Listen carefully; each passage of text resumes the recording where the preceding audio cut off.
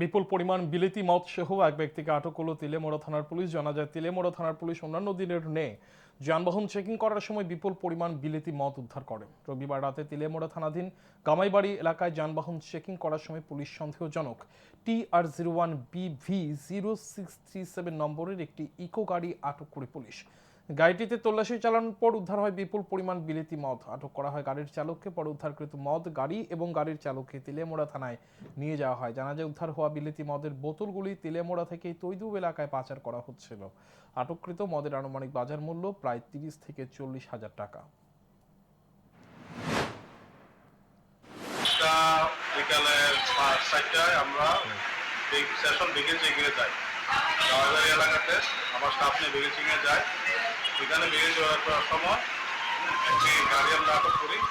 গাড়িতে প্রচুর পরিমাণে ইনলিগাল পরের লিগাল ছিল, সেগুলি আমরা